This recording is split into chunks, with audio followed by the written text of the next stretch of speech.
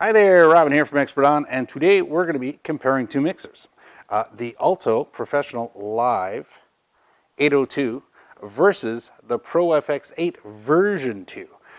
They're both 8-channel mixers based on their full description.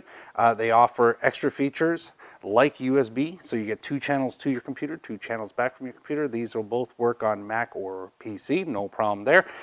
They also have return channels, so this way you can do an audio insert, so maybe a backtrack, that sort of thing, and easy enough to use.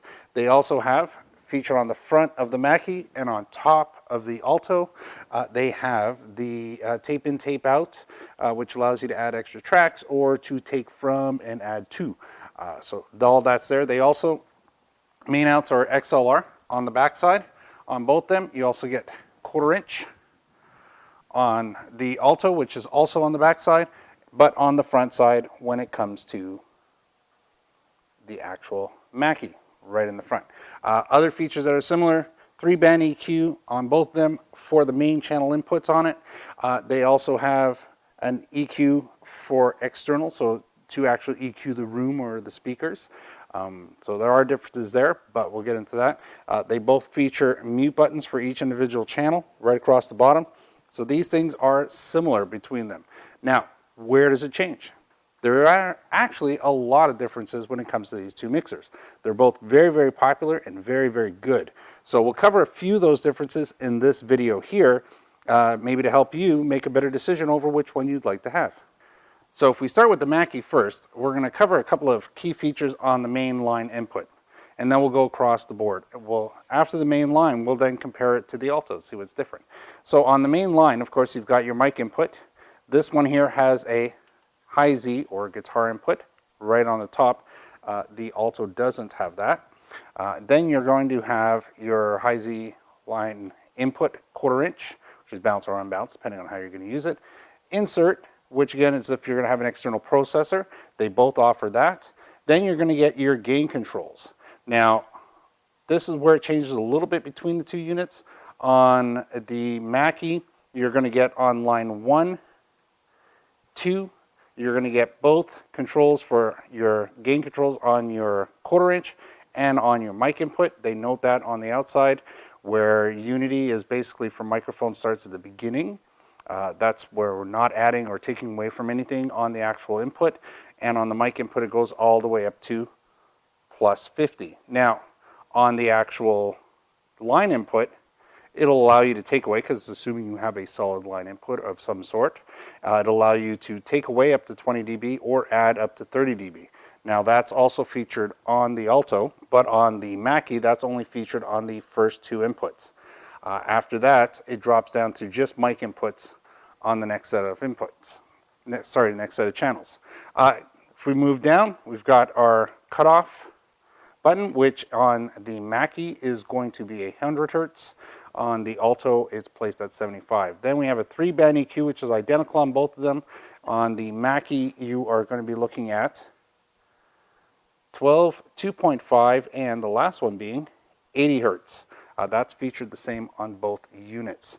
Then we're going to have the next set of knobs. The green knob is our auxiliary for our monitor use and FX. Now that is also set up similar to the Alto. They're both sharing the same idea there.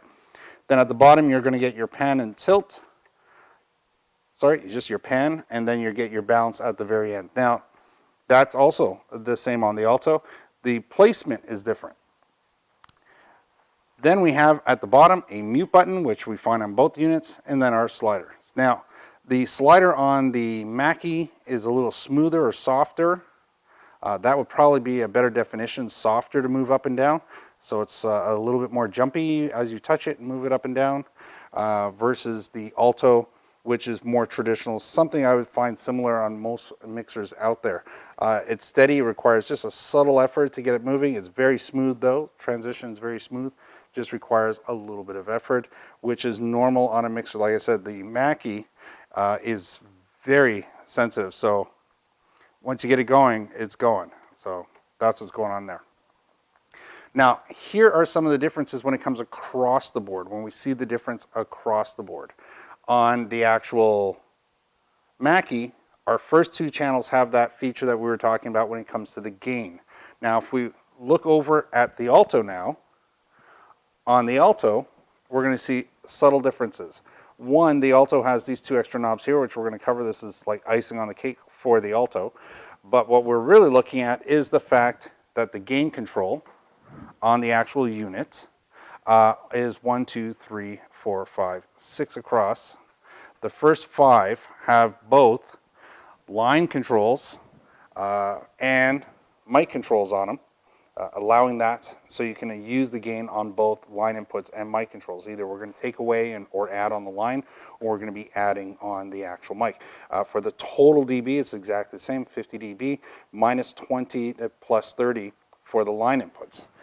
Now, again, the cutoff is different. So if you've got low end noise, you'll be able to turn that on. It's cut at 100 hertz here. The EQ is set up exactly the same as I was mentioning earlier. Here we have 2 green knobs. The first one is for the auxiliary, which is basically for our monitor out options. And then also we've got the ability to control our effects with it as well. Again, same as the Mackie. So that's what's going to happen here. So here's a feature that's real important and is offered on both machines. Done a little differently though, you get 1 extra light on the Alto that you don't get on the Mackie. So we'll reference them here, is right across the top, next to all the gains, we have a red light. Now those red lights are basically going to be our over limit. Basically we're going above unity, that sort of thing. Down here at the bottom, we get a green light next to all the input channels, and that's our signal strength. So how well are we doing? How close to unity? How much detail we're getting in our actual audio? And that's going to be down here. The third light is when we engage the mute button. So that light comes on only when we engage the mute button. These lights still stay responsive, which is a big plus. And then this basically is our added light. Oh, what channel's muted? It's the one with the red light on it. Now, if we look at the exact same thing over on the Mackie, what we're going to find is, yes, we do have a level indicator up here telling us our signal strength right up at the top with the gain control. And then we have, next to the mute button, our red light. There's no additional light at the bottom, this light here, and that's our OL, our over limit light indicator. So if you have the mute on, you're not going to know if this channel is over the limit. It's going to be red, period. You have to unmute it to know if you're over the limit on that channel. So it makes it a little bit harder when you're noticing that you're over the limit on your meter, you're over unity. If you have that third light, I like the positioning on the Alto a little bit better because I'm going to be looking down here at the bottom to see which one is getting a good signal, and then I'll be referencing up here for over my limit. So to have them reverse, 6 of one, half dozen of the other doesn't make that bad or good. It's just what I've become used to, and that's how I like to see it. But that's those points there. Now, the next piece is going to be up here on the EQ side. Now, on here, we get a 7-band EQ. It starts at 125 and it goes to 800 kilohertz. Over here, you get a 9-band. The 7 in the middle are identical to the Mackie, but they do add in 63 hertz and 16 kilohertz. So they've given you a little bit more detail so you can really adjust your system if you want. Nice little plus on that unit there. Outside of that, we've got same kind of button features when it comes to here. I can either engage or disengage the EQ. I also have the ability to have the EQ go to the monitor out or the main out by using this option here. Now, here's where some details do change. The effects option right here on both these units. Here you have 16 effects designed and engineered by Mackie for their machine, which is really good because they've kind of like simplified it down to here's the 16 that we think work best for most people. Alto went to Alesis, partnered up with them on this processor, and it allows them to have 99 different settings. It's grouped up into packages of 10. It goes through the whole thing. We'll, of course, have all the details and list down below. But you get 10 here, and each 10 have another 10 from a little bit to a lot. So you can vary how intense that signal is going to be. that happens here. They both have very detailed meters on it. So we've got lots of reach in between the actual below unity, when we get to unity, and above unity. So that's really a nice add-on feature. I do think all mixers should have, for dynamic meters, should be really detailed.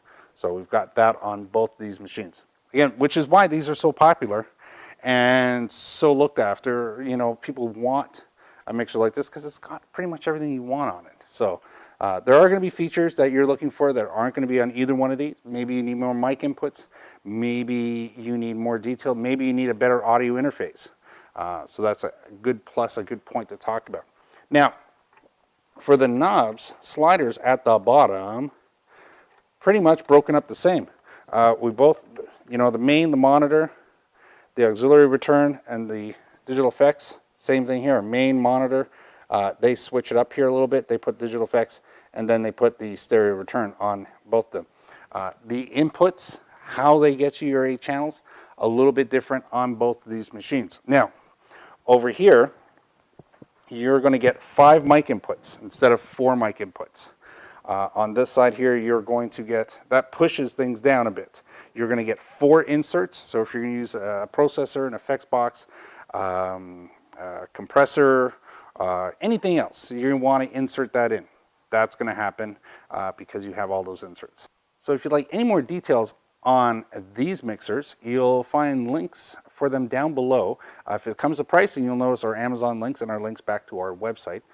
If you'd like to watch a more detailed video on the actual Mackie, we'll have at the end of the video links for that, and we'll also have another link right on the screen for the Alto. So if you at any point want to learn more about either one of these machines, you could just go to the end of the video, but it's always better to watch the whole video. Trust me, it's nice. You know, you learn all kinds of things.